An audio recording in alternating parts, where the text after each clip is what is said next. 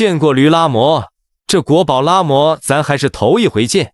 眼前这只正在拉磨的熊猫就是虫洞第一甜妹，真美丽。坐在磨上被拉的是他的双胞胎弟弟奇宝，奇珍奇宝跟星辰兄弟就是当年的小四喜组合。不得不说，在虫洞做弟弟熊真的太爽了，一个个不是被哥哥宠，就是被姐姐宠。奇珍奇宝因为喜欢腻歪在一起，举止太过亲密，经常被游客误以为是在谈恋爱。奇宝是个名副其实的姐宝熊，平时就喜欢黏着姐姐。奇珍也很宠弟弟，有次奇宝为了吃木架上的果果，把姐姐当垫脚石，骑着奇珍够果果吃，奇珍也乖乖的给他骑。真想知道两小只是怎么商量的。奇珍吃到好吃的竹子，还会主动分享给奇宝，就像在说，弟弟这个好吃你也试试，姐弟俩真的好甜。奇宝也很关心姐姐，有次两小只一起泡澡，奇宝忙着洗，奇珍忙着喝洗澡水。小宝一看水这么埋汰还喝，赶忙上去阻止姐姐。两个小家伙还会勾肩搭背的去小卖部催奶爸加餐，这熊熊碎碎的小背影简直不要太可爱。当然作为双胞胎，姐弟俩少不了互掐的时候，游客经常会看到他俩在一起打闹，互扇耳光。不过闹得凶，好的也快，很快两熊又抱在一起相亲相爱了。看梁月吃竹子真的好有意思，别熊吃竹子都是手拿着竹子，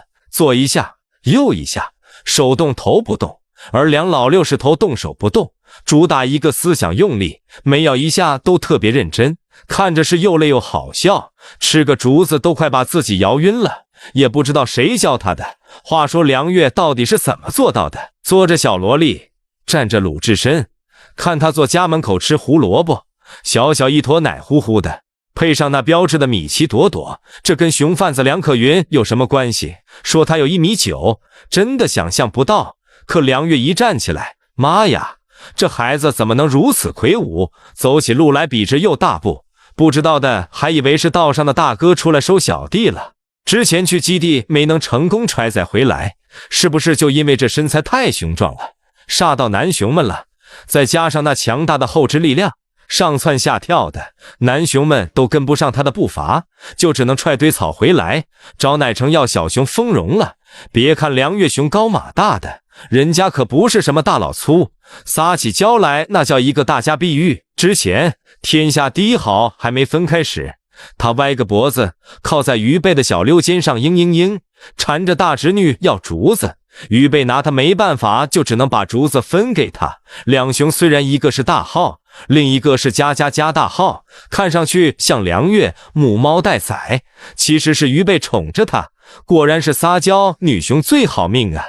我们勇敢的香山宝宝以后不用再独自一雄营业了，他跟要名字有名字，要长相还是有名字的雅致小朋友合班了。之前香山的妈妈早恋，在香山1岁多的时候就对他有了驱赶行为，所以小香山不得不早早的离开妈妈，独自一雄营业。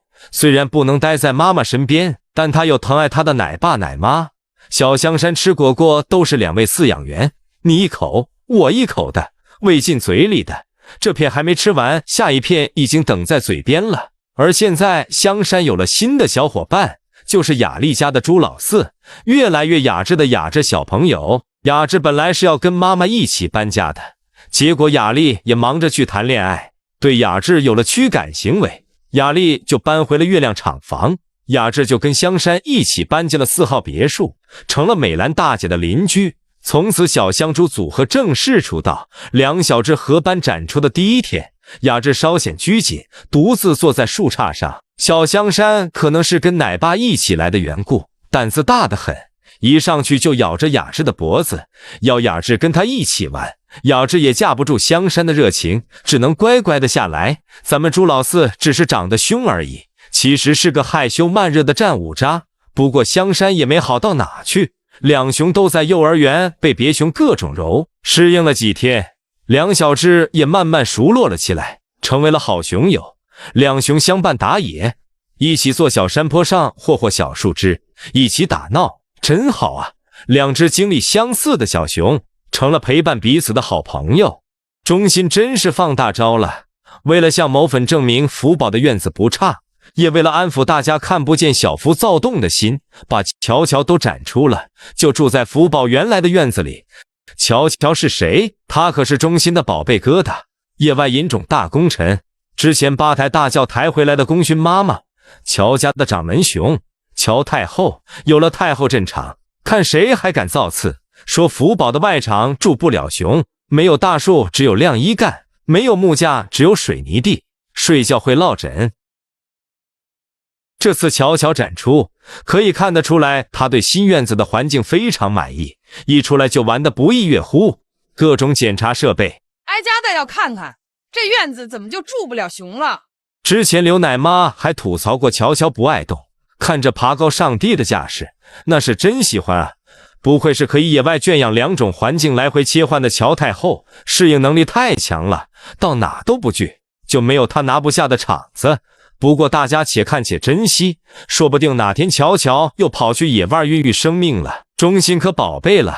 平时都是藏着掖着的，乔乔一直是飞展区的常驻嘉宾。记忆中，这是他生完蕊蕊后第一次展出，之前已经在飞展区住了5年了。现在蕊蕊都当妈带娃了，不要说什么年纪大了就应该在飞展区养老。虽然叫她乔太后，但她其实跟飞云是同辈。按推测，乔乔大约出生于04到09年间，今年最大也就16岁。她只是生的孩子多了点，辈分有点高。不过某粉再努力努力，不好说有生之年我们真的可以看到老一辈斩萌妹被洋葱硬控了。没想到里面有个丰容刺客，洋葱灯笼。大美云被洋葱华丽丽的外表吸引了，叼起来就浅尝了一嘴，感觉有点上头，然后就开始扒拉洋葱。爆开后又尝试了一下，把萌妹呛的新年第1天就把1整年的喷嚏都打完了，关键手上都是洋葱味，打个喷嚏再捂下鼻子就更呛了，完美的验证了那句歌词，只要你愿意一层一层剥开我的心，你就会鼻酸，你就会流泪，你就会看见我的全心全意。还好我们萌妹情绪稳定，这要是换成二姑奶奶都不敢想那场会变成啥样。毕竟飞云是他们家脾气比较好的了，他那暴脾气的妈跟暴脾气的爸可是相亲界出了名的能打。